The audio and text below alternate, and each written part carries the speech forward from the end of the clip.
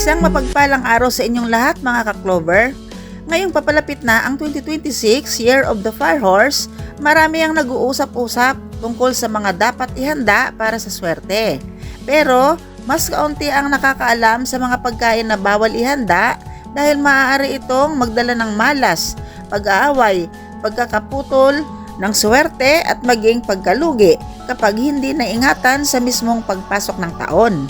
Makapangyarihan ang enerhiya ng Fire Horse, matapang, mabilis, pero agresibo. Kaya may mga pagkain na sumasalungat sa elemento nito at nagdadala ng hindi magandang vibrasyon. Kaya ngayong araw, ilalahad natin ang lahat ng bawal na pagkain, ang kahulugan at bawat isa, ang malas na maaaring idulot at bakit kailangan itong iwasan ngayong 2026. Number 1, bawal ang hiniwa-hiwang manok. Pwede po tayong maghanda ng buong manok pero bawal po ang hiniwa-hiwa. Isa sa pinakakilalang bawal ngayong Fire Horse Year ay ang hiniwa-hiwang manok. Sa Feng Shui, ang manok ay simbolo ng kabuhayan, oportunidad at proteksyon laban sa malas. Pero kapag ito ay hiniwa-hiwa, pinaniniwalaang humihiwa ka rin ng swerte, pagkakataon, pag-unlad, pagkakaisa ng pamilya. Ngayong Year of the Fire Horse, tumitindi pa ito dahil ang kabayo ay mabilis at mainit ang ulo.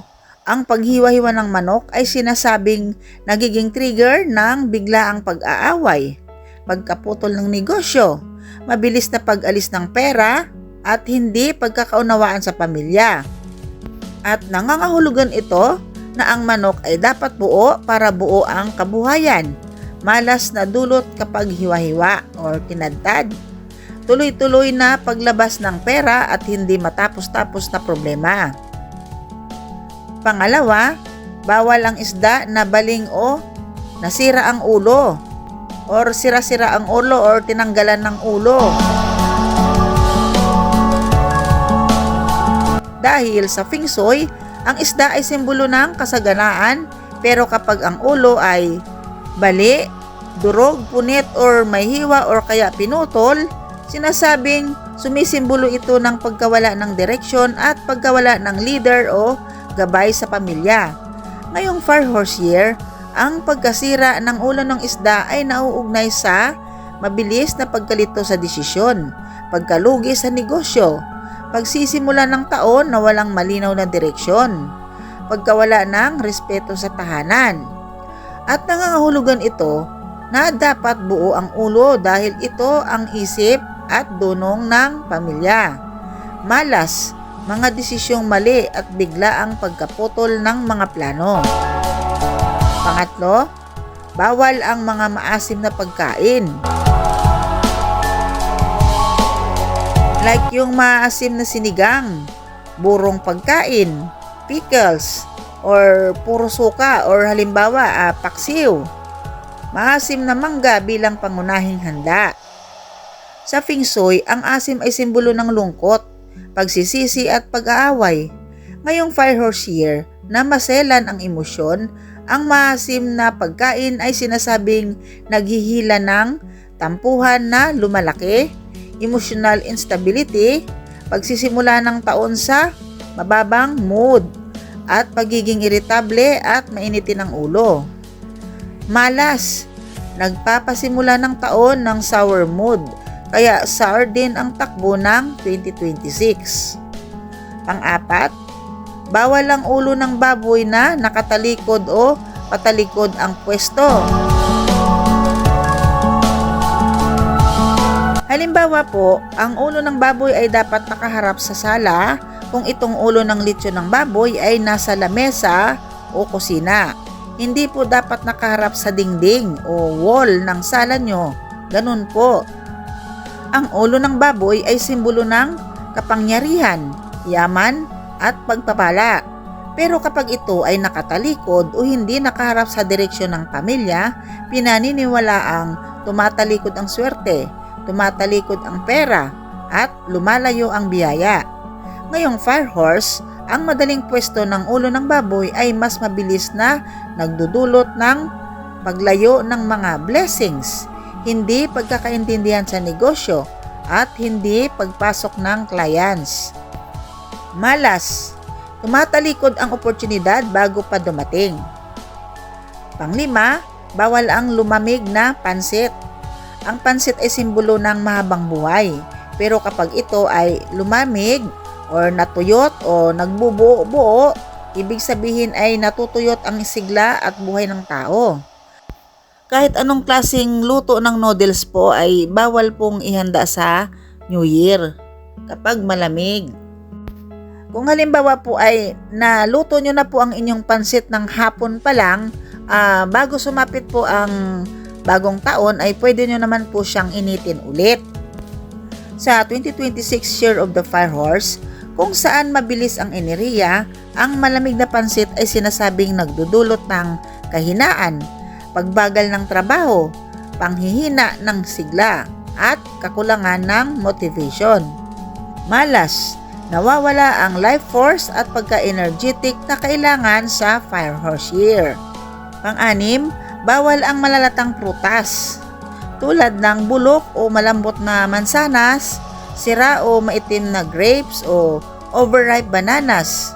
Sa Feng Shui, kapag may bulok, nangangahulugan itong nakatagong problema, sakit, masasamang balita. Sa Fire Horse Year, kapag may bulok sa mesa, pinaniniwalaang mabilis kumalat ang malas. May darating na hindi magandang pangyayari. May sisirang plano bago pa man magsimula. Malas, naghahatid ng pagkapanis at pagkabulok ng swerte. Pang-pito, bawal ang pagkain na sobrang maanghang. Dahil ang taon ng Fire Horse ay apoy plus apoy, pagsabog ng enerhiya. Kapag naghanda ng sobrang anghang, nagiging too much fire ang aura, nagiging toxic ang mood sa loob ng bahay, nagdudulot ng pag-aaway, iritasyon, mabilis na galit at biglang tensyon. Malas, emotional fire sa 2026. Maraming away, conflict, init ng ulo. Pangwalo, bawal ang walang laman na desserts. Halimbawa, kagaya ng walang laman na puto, walang laman na hopya, or walang palaman na empanada. Yung puto natin, pwede po nating patungan ito ng cheese sa taas. Okay po yun. At siguro naman, wala rin namang nagluluto ng hopya na walang laman, walang palaman. Ganon din po yung empanada, no? Kasi ang walang laman ay simbolo ng kawalan, empty blessings, at pagkukulang. Kapag ito ang hinanda sa Fire Horse Year, buong taon kang naghahabol. May pakiramdam ng kulang sa pera, or hindi maganda ang daloy ng income. Malas, enerhiya ng kakulangan. Pang-siyam, bawal ang mga pagkaing may tinik na nakalitaw. Halimbawa, tawilis, o kaya tilapia na hindi naalisan ng mga matatalas na tinik. Magandang ihanda ang tilapia pero buo, at tanggalan nyo po siya ng yung mga ano niya sa gilid, yung mga tinik-tinik na matutulis yun, tanggalan nyo po. Ganon din po ang bangos na hindi na debone o careless preparation. Sa Feng Shui, ang tinik ay simbolo ng hindi inaasahang sakit, pagtusok ng problema or betrayal. Ngayong Fire Horse, ang nakalitaw na tinik ay fast track sa problema, pagkakamaling masakit, at bigla ang dispute. Malas, tinik sa 2026, puro sagabal at sakit sa ulo. Pang-sampo ay mga pagkaing mapait. Kasama rin sa mga bawal na ihanda sa pagpasok ng 2026, Year of the Fire Horse, ang mga pagkaing mapait. Ang lasa ng pait sa Feng Shui at simbolismong Asyano ay matagal nang tinuturing na tanda ng paghihirap, pasakit, kalungkutan, mabibigat na problema, pagkadismaya sa mga inaasahan.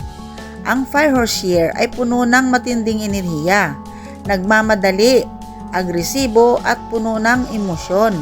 Kapag ang mapait na pagkain ang inihain sa mismong pagsalubong ng taon, pinaniniwala ang hinihila nito ang vibration ng bitterness sa relasyon, pagkakaroon ng tampo at galit na matagal bago mawala, at disappointment sa trabaho at negosyo, hindi matapos-tapos na stress at paghina ng motivation, at pagbuo ng sama ng loob kahit sa maliit na bagay. Ang mapait na ulam o dessert ay sinasabing nagbubukas ng pintuan sa emotional instability, lalo na sa fire horse na mabilis mag-react at madaling matrigger ang galit at tensyon. Halimbawa na mapapait na bawal ihanda sa New Year ay tulad ng ampalaya, mga halamang mapait tulad ng serpentina o sambong bilang putahe, mapait na dark chocolate kapag sobrang tapang. Ganon din po ang bitter herbal soaps, at mapait ang timpla dahil sa sunog o over toasted. Dahil ang kahulugan nito sa Feng Shui, ang pait ay enerhiya ng paghihirap. Ang bagong taon ay dapat matamis, puno ng pangarap at bagong simula. Kaya ang mapait na pagkain ay kontra sa swerte, kontra sa pag-asa at kontra sa bilis ng kabayo. Malas na dulot, pagsisimula ng taon na may bigat sa dibdib, pag-akit ng negativity sa loob ng bahay, pag-usbong ng tampo at tago-tagong galit, hindi magandang pagbabago sa mood, pakiramdam ng bakit ganito buong taon, pagiging iritable at madaling mapagod sa 2026. Sa madaling salita, huwag maghanda ng mapapait na pagkain sa New Year 2026 dahil sa taon ng Fire Horse, ang pait ay mabilis gumapang sa enerhiya ng iyong tahanan at maaring magparami ng problema at emosyonal na bigat. Tandaan natin na ang enerhiya ng Fire Horse ay mabilis, malakas, matapang pero agresibo. Ang maling pagkain ay nagdadala ng maling vibration. Kaya napakahalaga na alam natin ang dapat iwasan para makapasok sa bagong taon na puno ng proteksyon at positibong enerhiya. Kung nais mong maging maayos ang daloy ng 2026 mo, lalo na dahil kilala ang Fire Horse sa pagiging unpredictable, mahalagang handang-handa ang iyong mesa, ang iyong sarili at ang iyong tahanan sa tamang pagkain na magdadala ng kasaganaan at hindi kabaligtaran.